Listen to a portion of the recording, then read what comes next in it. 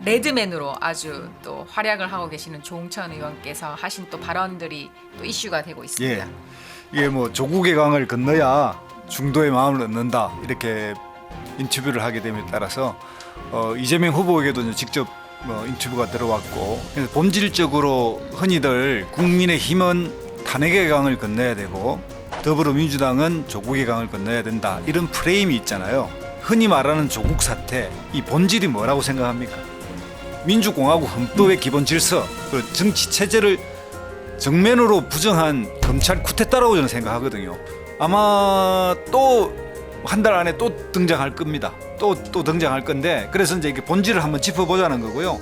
이 본질에 대해서는 민주당의 책임 있는 정치인, 저는 오늘 이야기한 거에서는 여기 포함돼서 대통령까지 제대로 사과하라 이야기예요. 그러니까 난 개인적으로는 며칠 전에 한 대통령 국민과의 대화에서 이 부분에 사과할 줄 알았어요. 본인이 1년 전에 어쨌든. 안녕하세요. 대통령에 관한 모든 것을 알려드리는 대통령 연구소입니다. 반갑습니다. 반갑습니다. 시작하겠습니다. 네. 오늘 좀 분위기가 다르네요. 예, 오늘 스튜디오의 분위기가. 예, 드디어 좀 더 영상과 음질을 더 업그레이드 해가지고요. 여러분들에게 좀 더 좋은 화면으로 찾아가기 위해서 노력하고 있습니다. 네, 너무 좋습니다. 어떻게 보일지는 이따가 다시 또 보겠습니다. 네, 대선이 또 이렇게 무르익고 있는데요. 최근에 그 더불어민주당의 그 조홍천 의원이시죠? 예. 상황실장, 선대위 상황실장이시면서 또 네, 그 레드맨으로 아주 또 활약을 하고 계시는 조홍천 의원께서 하신 또 발언들이 또 이슈가 되고 있습니다. 예, 이게 뭐 조국의 강을 건너야 중도의 마음을 얻는다 이렇게 인터뷰를 하게 됨에 따라서 이재명 후보에게도 직접 인터뷰가 들어왔고, 그래서 이 조국의 강 문제를 오늘 본격적으로 한번 다뤄보려고 합니다. 네, 굉장히 한 번은 짚고 넘어가야 할 일이라고 이렇게 또 조홍천 의원은 말씀을 해주셨고, 그에 대한 그 의견을 예. 어제 23일 이재명 후보님께 여쭤보셨죠. 예, 그래서 예. 이재명 후보님께서, 저는 그 말씀에 대해서 이재명 후보님의 의견에 아주 전적으로 네. 저는 공감하고 동의했는데, 뭐라고 하셨냐면, 물론 본인께서도 여러 그런 과도한 검찰 수사를 받으신 바가 있기 때문에 그런 동병상련의 마음은 있긴 하지만, 뭐 잘못된 것이 하나라도 뭐 티끌이라도 있을 시에는 책임을 져야 한다. 예. 네, 그렇게 하셨던 것에는 이제 저도 동의를 하고, 또 중요한 말씀을 하신 거는 자기 진영의 일이라고 해서 막 감싸고 그러는 것이 아니라, 뭐 저기는 더 잘못했는데 뭐 이렇게 대응하는 것이 아니라, 집권 세력이기 때문에 네. 더더욱 권한이 크기 때문에 더더욱 그 책임도 크다. 이렇게. 크다라고 또 이렇게 하셨고, 저는 뭐 전적으로 너무 또 잘 말씀하셨다고 저는 생각했습니다. 그래서 본질적으로 흔히들 국민의힘은 탄핵의 강을 건너야 되고 더불어민주당은 조국의 강을 건너야 된다 이런 프레임이 있잖아요. 뭐 탄핵의 강은 이해는 하는데, 과연 조국의 강이라는 게 정당한가라고 하는 저는 근본적인 질문을 좀 던져보고 싶어요. 그래서 조국의 강, 흔히 말하는 조국 사태, 이 본질이 뭐라고 생각합니까? 저는 그것이 조국의 강이라고 하는 것이 정당한가 하지 않는가를 논의할 시점이 아니라, 예. 그건 이미 사실인 거죠. 지금의 이 현상인 거죠. 왜냐하면은 일단 그것에 뭔가 당연히 뭐 과도한 검찰 수사 이런 것을 떠나서, 예. 그때 조국 전 장관의 그 일로 인해서 어쨌든 굉장히 그 원래 촛불에 힘을 보태셨던 촛불 시민들, 그리고 네. 또 민주당을 지지하셔서 또 그 문재인 대통령을 아주 적극적으로 지지하셨던 분들이 네. 그 일을 계기로 굉장히 민주당에 많이 또 실망을 하고, 또 실제로 뭐 여론조사도 그랬지만 뭐 제 가까운 주위에서만 해도 굉장히 민주당을 또 많이 탈당하셨고, 네. 또 오히려 완전히 또 극도의 안티 세력으로 돌아선 것까지 있었기 때문에, 사실 제가 개인적으로 느끼기에는, 저는 사실은 부동산 정책이나 이런 것들보다도 그 부분이 훨씬 더 그 굉장히 그 내재되어 있는 영향력이 굉장히 컸다고 봅니다. 특히 네. 특히 그것은 이제 그 20, 30대 네. 청년들의 입장에서도 굉장히 좀 네. 실망을 줬다 이렇게 네, 할 수 뭐 있죠. 그런 부분이 근데 제가 말하는 건데 네. 쭉 그 김보람 대표가 이야기한 그 내용의 핵심이 뭐냐면 결국은 현상을 쭉 설명한 거잖아요. 조국 사태의 본질이 뭐냐? 그 조국이 나쁜 놈이냐? 정말 죄를 검찰이 수사한 죄를 지었느냐? 이런 거에 본질을 한번 들어가 보자는 거죠. 그 당시에 2019년 8월 20일경 전후에 검찰이 수사한 근거는 뭐냐면 조국은 권력형 부정비리로 권력형 펀드를 운영하고 있다라고 하고 수사에 들어갔단 말이죠.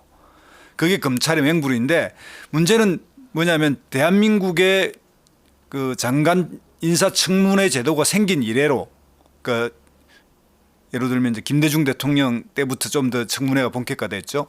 그러니까 그 이래로 단 한 번도 어떤 후보에게도 압수수색이 들어갔거나 기소된 적이 없단 말입니다. 그러니까 여기에 압수수색이 들어가고 기소가 된 최초의 경우인데 이것이 저는 민주공화국 헌법의 기본 질서, 정치 체제를 정면으로 부정한 검찰 쿠데타라고 저는 생각하거든요. 이 검찰 쿠데타 부분을 이야기하지 않는 조국 사태, 조국의 강은 의미가 없다. 이건 분명하게 그 정치적 이득에 관계없이 이 부분의 본질을 이야기하자. 저는 이 문제를 제기하는 거예요. 이 본질에 대해서 어떻게 생각합니까? 아니 저는 말씀하시는 거에 네. 공감하고 저는 과잉 수사에 대해서도 네. 당연히 아프게 생각합니다. 네. 근데 지금 이 대선 국면에서 네. 그래서 이 민주당의 이 지금 이 침체를 네. 어떻게 이거를 타파해 갈 것이고 네. 민주당의 입장에서 어떻게 이 정권 교체를 해 갈 것인가 하는 그 부분에서 자 네. 그러면 이거에 대해서 어떻게 할 것인가에 대한 것들을 논의해야 되는 상황인 거잖아요. 그래서 어쨌든 그래서 그 송영길 대표님께서도 이 조국 전 장관 일에 대해서 사과를 하셨잖아요. 네. 그런데 네. 그게 이제 제가 볼 때는 네. 기술적으로 사과가 필요하고요. 사과가 네. 흔히 말하는 요게 현실은 뭐냐면 2030들의 분노인데 2030들의 분노의 본질은 검찰 수사의 소위 검찰 쿠데타에 있는 게 아니라 입시 비리에 대한 상대적 박탈감.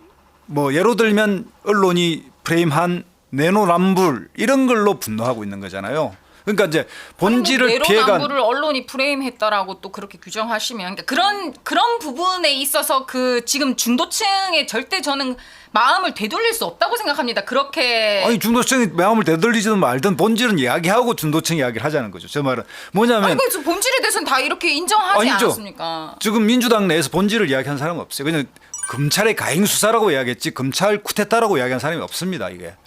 그리고 검찰의 쿠데타의 부분에 대해서 검찰의 책임을 물은 경우도 제대로 없었던 거예요. 그러니까 여기 그 서상기 법무부 장관인가요?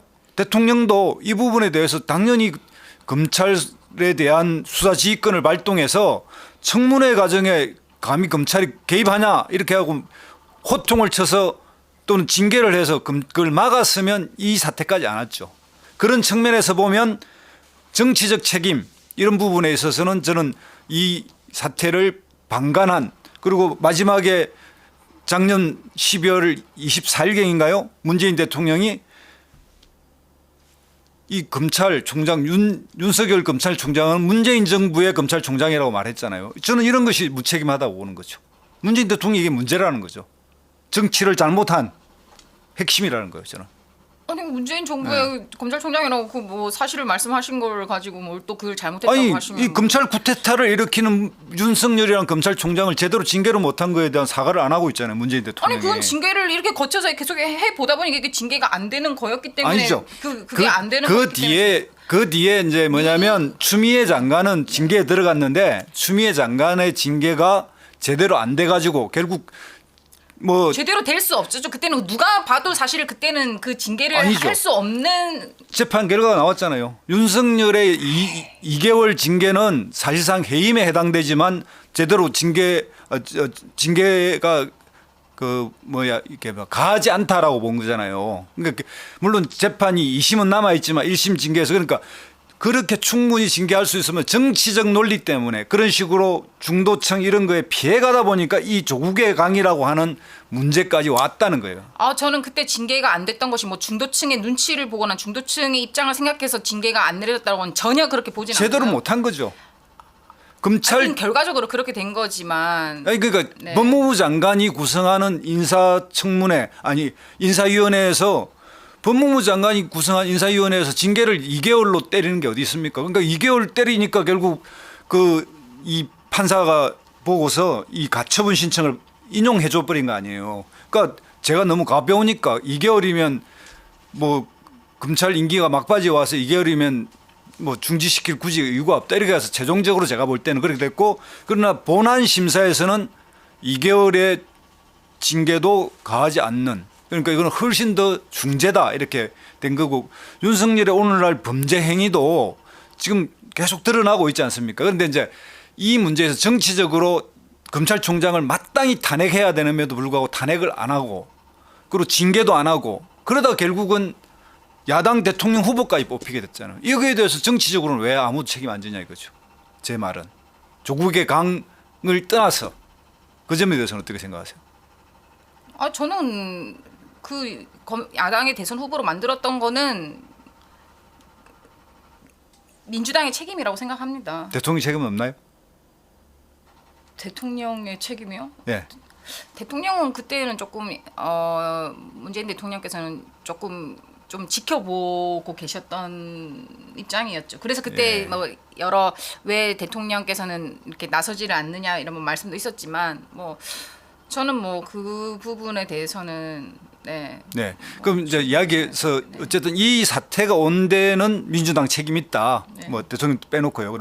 그러면 민주당이 책임이 있는데 그럼 조국 장관의 어쨌든 문제에서 그 엄청난 이제 가행 수사가 들어가면서 별건의 별건 수사가 드러나서 드러난 게 표창장 입시에 예를 들면 뭐 내로남불이라든지 이런 거잖아요. 그거를 송영길 대표가 사과를 했죠.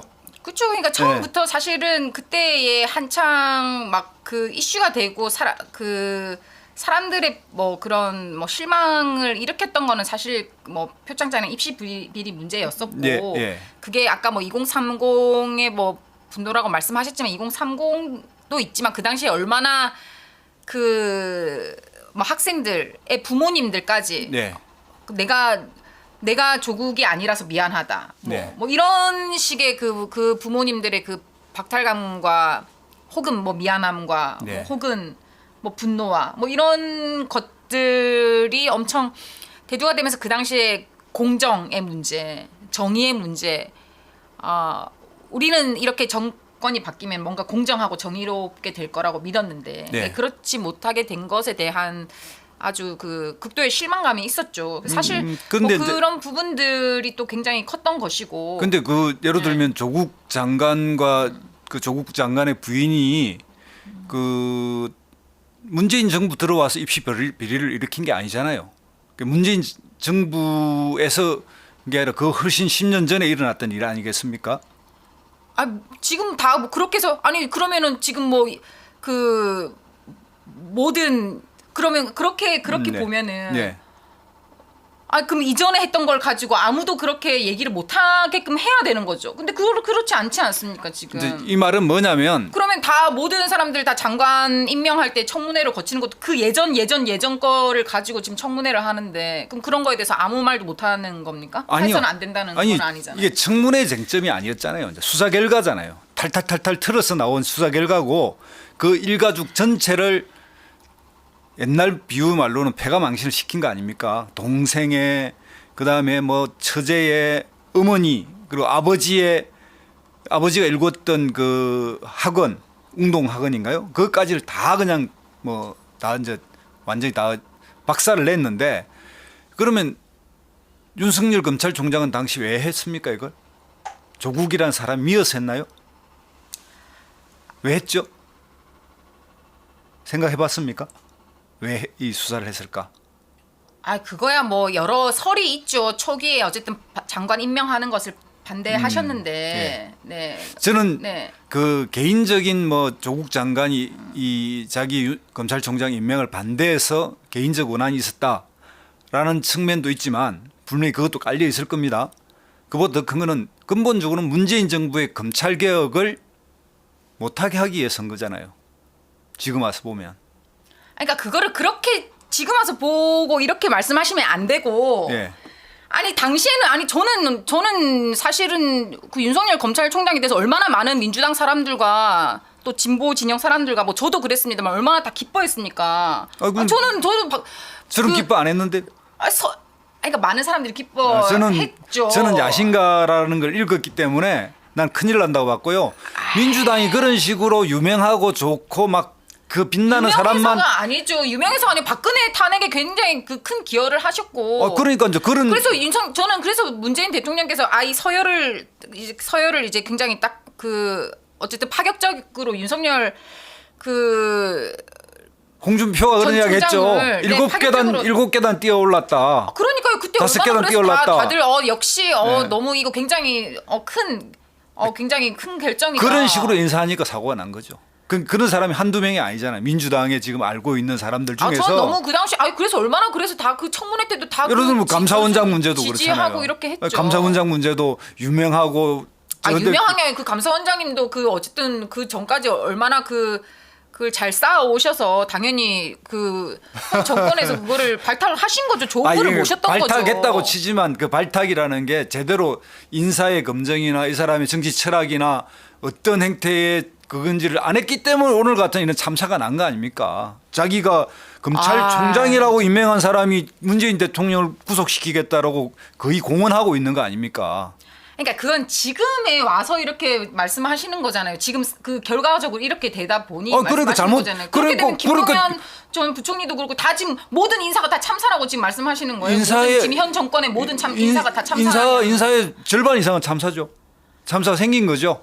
그러니까 그거는 그 이후에 왜 그렇게 됐는지에 대한 거를 분석을 하든 왜 도대체 이렇게 됐을까에 대한 이야기를 하지 않고 어떻게 해서 그 처음부터 그 첫 인사가 잘못됐다고 제가 그럼 질문을 하면 그럼 왜 그런 일이 벌어졌어요? 그러니까 그분들이 말씀하시기에는 인사 잘못이 아니면 문재인 정부의 받아들여지지 실정 않아서 여러 가지로 문재인 정부 더 문제인 거죠. 임사 문제가 아니라 실정 때문에 이랬다 그러면 그걸 인정하면 민주당이나 문재인 정부 입장에 더 문제죠. 그러니까 그런 부분들을 찬찬히 이렇게 여러 요인을 찾아보자는 건데 첫 인사부터 완전히 그거는 인사가 뭐 이거를 제대로 밝히지도 않고 그런 사람들을 다 등용했다 이런 식으로 말씀하시면은 그런 사례들이 좀 많죠.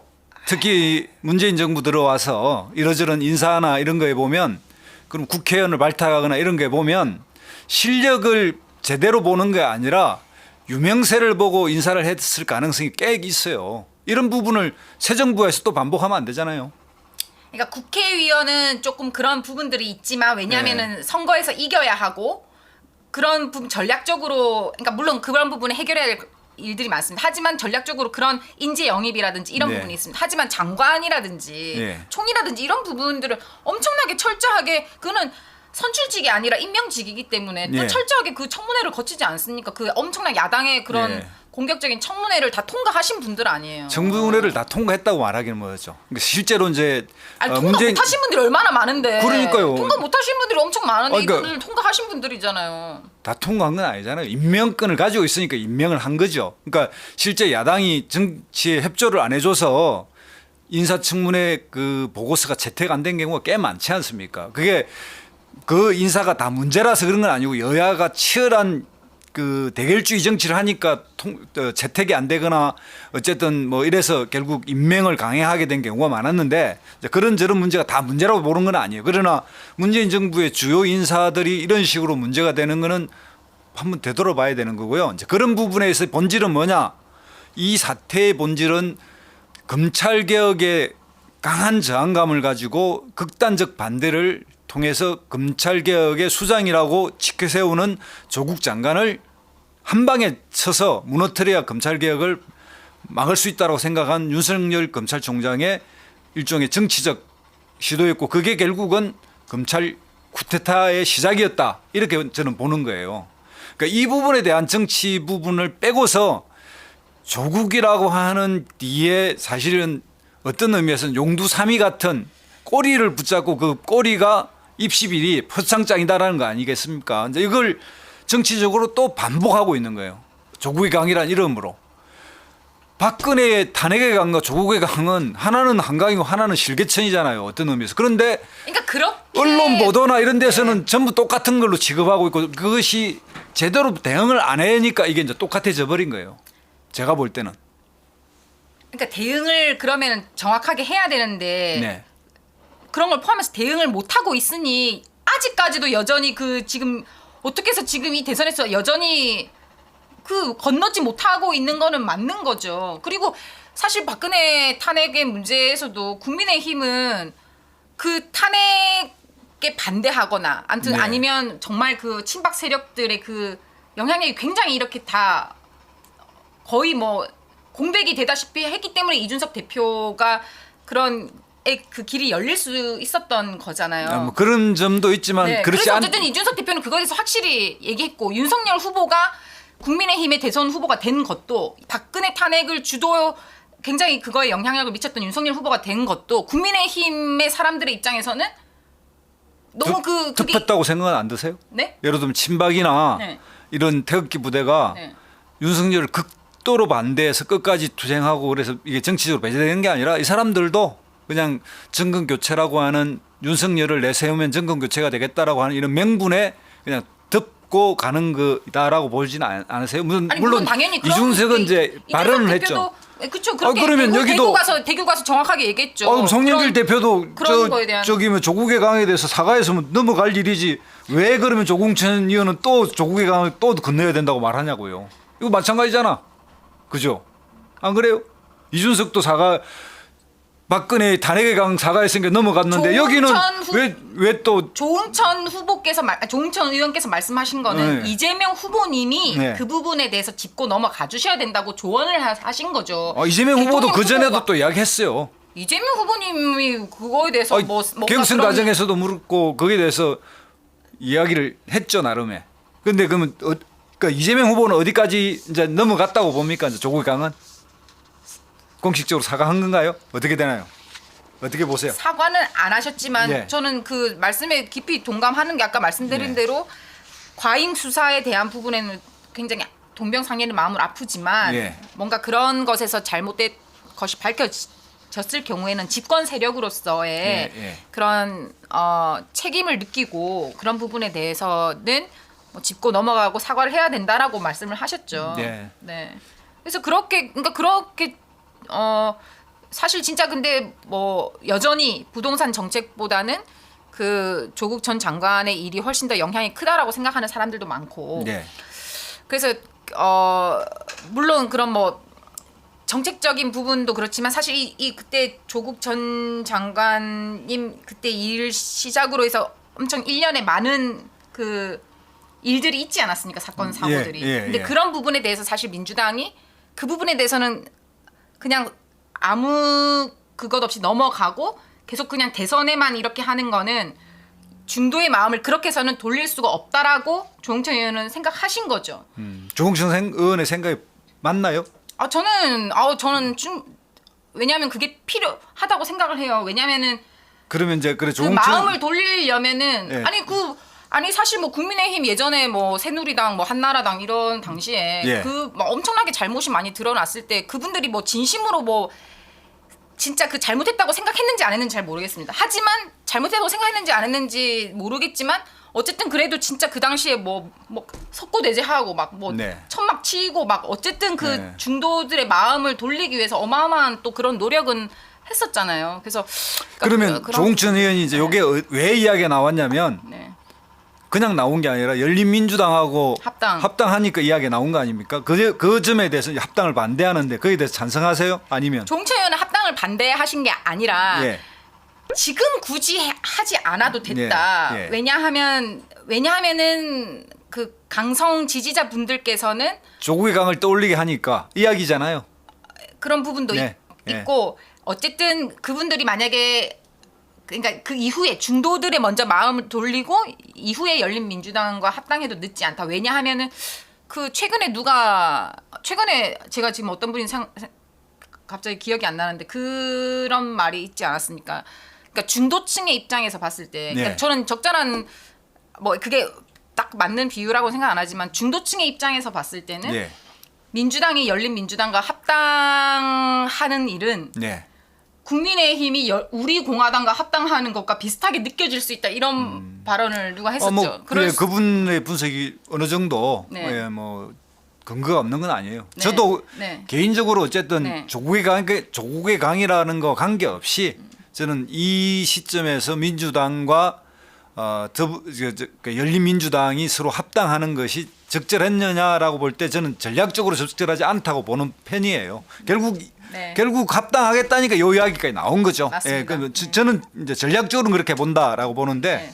문제는 여기에 이제 핵심으로 다시 한번 조국의 강이라는 걸 끄집어내니까 이게 이제 다시 또 문제가 되고 이 문제되는 걸 근원을 따져가 보니까 이게 뭐냐면 정면 승부를 제대로 안 하고 정치적으로 기술적으로 피해 가다 보니까 이게 또 붉어지고 아마 또 한 달 안에 또 등장할 겁니다. 또 등장할 건데 그래서 이제 이게 본질을 한번 짚어보자는 거고요. 이 본질에 대해서는 민주당의 책임 있는 정치인 저는 오늘 이야기한 거에서는 여기 포함돼서 대통령까지 제대로 사과하라 이야기예요. 그러니까 난 개인적으로는 며칠 전에 한 대통령 국민과의 대화에서 이 부분에 사과할 줄 알았어요. 본인이 1년 전에 어쨌든 문재인 정부의 검찰총장이라고 말했는데 야당 대통령 후보까지 뽑혔는데 왜 사과 안 하냐 이 말이에요. 대통령은. 대통령도 사과해야지. 대통령 사과는 필요 없다고 생각하세요? 그러니까 지금 말씀하신 게 뭘로 사과해야 되는지 그 포인트를 제대로 관리 뭐 사람을 관리를 제대로 못했다고요? 인사도 제대로 뭐 관리도 못했고 그 사태를 일으키는 거에 대해서 징계도 제대로 못한 거 이거 총체적인 거 아니에요? 야당 대통령 후보까지 돼 있는 거 아닙니까 지금? 그거 이제 그렇게 안 하니까 이제 국민이 이제 심판해야 되잖아요. 국민이 이 검찰 쿠데타를 국민이 투표로서 심판하게 만들어 버린 거 아니에요? 결과적으로는 그렇게 생각 안 해요? 안 드세요? 대통령 아무 책임 없나요? 아니 대통령은 모든 일은 다 대통령 책임이겠죠. 예. 근데 그 부분을 왜 그 대통령이 뭐 책임 뭐 관리를 못해서 뭐 징계를 못 내려서 그거에 대해서 사과하는 거는 저는 그게 뭐 왜 그렇게 그게 필요한지를 잘 모르겠습니다. 그 어쨌든 그러면 뭐 조금은 그건 생각이 다를 수는 있는데 네, 영역에 당연히 모든 일은 가장 뭐 모든 최종 결정자인 대통령의 책임이겠지만 그 지금의 그 말씀하신 그 포인트로가 사과할 일인지는 저는 잘 모르겠습니다. 네. 그래요? 어쨌든 그러면 하여튼 뭐 조금은 네. 그 두고 봅시다. 그리고 이제 그 또 하나 이제 제가 하고 싶은 거는 네. 지금 이제 조국과 조국 부인 정경심 씨와의 관련해서 이거에 대해서 엄청나게 분노하면서 비판한 흔히 말하는 진보 출신 지식인들 있잖아요. 뭐 진중근이니 건경연이 또 저 뭐 참여연대 출신이라고 했던 이경협인가요? 네? 이경협인가? 그 뭐 조국을 비판했던 사람들 있잖아요. 김경률 회계사. 김경률이구나. 예. 경실련이었네. 참여연대. 참여연대. 예. 근데 이 사람들이요. 엄청나게 조국과 조국 부인에 대해서 비판을 했지 않습니까? 검찰총장 부인의 어떤 과거를 가지고 진보적 관점에서. 근데 지금은 대통령 후보 부인이 되려고 하는 사람의 막 드러나고 있는 범죄에 대해서는 왜 이 사람들은 다 침묵하고 있죠? 그런 생각은 안 드나요? 저는 그 친구들이 굉장히 가치 중립적인 것 같으면서 굉장히 조국의 부인에 대한 들이댔던 작대를 윤석열 후보 부인한테는 왜 안 들이대죠? 거기에 반만 들이대도 지금 날릴 것 같은데 명백한 범죄 혐의가 지금 드러나고 있고 범죄적 사실들 제가 자기 경력을 속인 것 그건 왜 진보 가치를 가졌다고 막 자랑하면서 가치 중립적인 것 같으면서 입을 닥치고 있냐 이 말이에요. 그러니까 뭐 제가 그분들을 뭐 대변하는 그런 건 아니겠지만 뭐 윤석열 후보가 그 김건희 씨의 그런 뭐 경력 조작이나 의혹에 가담을 한 건 아니잖아요. 그러니까 가담을 한 게 아니잖아요. 윤석열 후보가 가담한 게 아니잖아요. 그 부인으로서 지금 그 부인의 문제가 되고 있는 거지. 예. 근데 여기에서 그분들이 말씀하시기에는 그러니까 당연히 이제 이 조국 정 장관이 거기에 개입을 했냐 안 했냐 이 부분을 가지고 이렇게 얘기하는 거겠죠. 그리고 이분들은 말씀하신 대로 뭐 진보 진영으로 분류되던 원래 분들이고 그리고 뭐 지금도 뭐 진중권 교수께서는 뼛속까지 진보라고 말씀하시는데 그런 입장에서 같이 진보라고 같은 동지로서 같이 함께 해오던 사람이었음에도 불구하고 그러니까 왜 이분들이 생각하기에는 저기는 뭐 원래 그래 뭐 이럴 네. 수도 있지만 네. 기대치가 낮을 수도 있지만 같이 함께 해온 사람으로서 이렇게 기대가 있었는데 네. 그런 뭔가 그러면 오히려 실망이 더 크거나 예. 그게 아니면 위선으로 느껴지거나 예. 뭐 이렇게 아니면 원래 그런 거에 대해서 엄청나게 말하던 사람이었는데 예. 실제로 뭐 본인도 그랬다 그런 뭐 내로남불에 대한 뭐 예. 그런 비판으로서 그렇게 제기한 게 아닌가 뭐 이런 생각을 이야기 설명은 좀 되지만 저는 사실은 그 사람들의 머릿 속에는 네. 예, 자기가 지지하고 싶은 후보는 좋게 보이고요. 미워하는 사람은 진중권 보이는 거죠. 교수가 무슨 윤석열 뭐 그분을 지지하고 이런 거 아니잖아요. 지금 얼마 전에 트위터 SNS에 올렸잖아요. 그러니까 그걸 뭐 이제 지금부터는 그동안 도와줬는데 좀 이번 김종인 위원장과 사태 보면서 나 이제 뭐 그렇게 밀어줬는데 제대로 하는 거 못하는 거 보니까 나 이제 좀 빠질래 이렇게 올렸대 어제. 그러니까 그건 뭐냐면 그동안 지가 진보 농객이라 그러면서 방송은 나가서 맨날 진보 공격하는 그 하고 그러면서 지는 진보 패널로 나갔다고. 그리고 그분이요. 그러니까 그분도 한번 보세요. 그분이 얼마나 그래도 그 진보 농객으로 활동을 해요. 아닌데 그분이 바뀌게 된 계기가 뭐였습니까? 그분이 바뀌게 된 지 계기가. 말로는 조국 사태 때문에 바뀌었다며요. 그렇게 해서 얼마나 많은 사람들이 지금 그렇게 됐어요. 그건 뭐 지 생각이고. 근데 그분만이 아니라고 하는 거죠. 아니, 그렇기 뭐 때문에 여러 언론도 도와주고 굉장히 하니까 그 이제 조은천 의원께서 그렇게 말씀하시는 거는 저는 일리가 있었다 이렇게 보는 거죠. 그렇기 때문에 저는 그래서 지금까지 지금 이 막 켜켜이 이렇게 쌓아왔던 그런 이 문제들과 또 답답함과 사실 풀지 못했던 이거를 응어리를 해소 못해줬던 그 네. 부분을 어떻게 이제 민주당이 그 부분을 풀어줄 것인가, 응어리를 풀어줄 것인가, 마음을 돌릴 수 있을 것인가, 저는 네. 그런 논의를 해야 된다고 생각합니다. 그 뭐 일단 이재명 후보가 사과해서 이제 끝난 거 아니? 아니면 또 풀어주는 거 뭐가 또 필요하죠? 뭘 어떻게 더 하죠? 사과를 안 하셨잖아요. 누가? 그러니까 그런 것들이 밝혀지면 책임을 져야 된다고 말씀하신 거였고, 예. 그리고 뭐 이제 말씀으로는 이제 당연히 뭐 민주당이 회초리를 맞겠다, 이제 반성한다라고 말씀하시지만 어떤 부분에 대해서 그렇게 됐는지 그러니까 저희가 그때 대통령과 사과라는 또 그런 프로에서도 다루었었잖아요. 예, 사과를 다뤘죠. 할 때에는 예.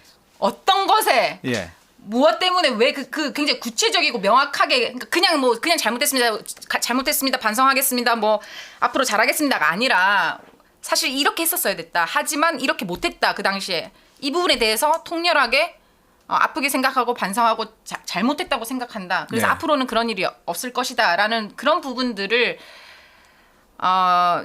구체적이고 명확하게 해서 그 응어리를 저는 좀 풀어주셔야 된다. 너무 이 마음을 돌리신 분들이 많아서 이게 이재명 비판의- 후보가 아니면 뭐 이재명 후보님과 민주당의 차원에서 그럼 왜냐하면 지금 송영길 이재명 후보님만 송영길 대표도 다시 한 번 더 사과해야 되나요? 같은 이제 차원에서 이제 예. 이 대선을 이끌어가는 과정에서 그런 예. 부분들이 있어야 되겠죠. 이 부분이 근데 뭐 그것도 뭐 당연히 이제 국민들 중에서 특히 이제 2030 중에서 뭐 중도라기보다는 2030이라고 보는데요. 아닙니다. 뭐 중도도 좀 영향을 네. 줬긴 했지만, 그러니까 정치적으로 전공법을 제대로 안 하고 피해서 가다 보니까, 그러니까 사과도 이제 그러니까 진정성 있는 사과냐 아니냐 이런 이제 시비도 좀 있을 정도로 이 문제의 본질은 내비두고 현상에 대한 이야기를 하다 보니까 이제 또 한 번 사과하게 생겼는데요. 저는 이제 그 문제에서 정치인이라면 대중들 중에서 언론이나 이런 거에 영향을 받아서 그렇게 생각하는 대중을 맞춰서 또 사과할 해야 된다고 생각하는 정치인은 그렇게 또 해야 된다고 생각하고요. 이 문제에 대해서 본질적으로 문제가 어디에 있는지 한번 민주당은 총체적으로 한번 다시 되돌아봐야 된다는 게 제 생각이에요. 그래서 그 사과에 저는 아니 민주당 사과는 해야 된다 그러면서 대통령 사과하는 건 또 반대하시네. 아니 그러니까 저는 대통령이 사과하는 아니 그 포인트가 저는 그 왜 그 부분이 대통령이 사과해야 되는 포인트인지를 제가 좀 잘 모르겠어서 그런 거고요. 검찰총장이 대통령 야당 저기 뭐 아니, 왜냐면 대통령 저는- 후보까지 되어 있는 이 상황이 대통령은 전혀 책임이 없나요? 아니 그 저는 임명하신 거에 대해서 저는 잘 하셨다고 생각을 했기 때문에. 그래요? 예. 아무튼 뭐 아니 그래서 아니 그 비판을 하고 오히려 이렇게 비판을 받을 때가 오히려 괜찮은 때인데 예. 그거를 놓치면 예. 더 무서운 건 무관심이다. 예. 이제 뭘 해도 무관심하게 돼버린 부분이 있어서 그런 것들이 훨씬 더 무서운 부분이고 그러기 전에 마음을 뭐 돌려야 되는 것이 아닌가라고 생각을 합니다. 예.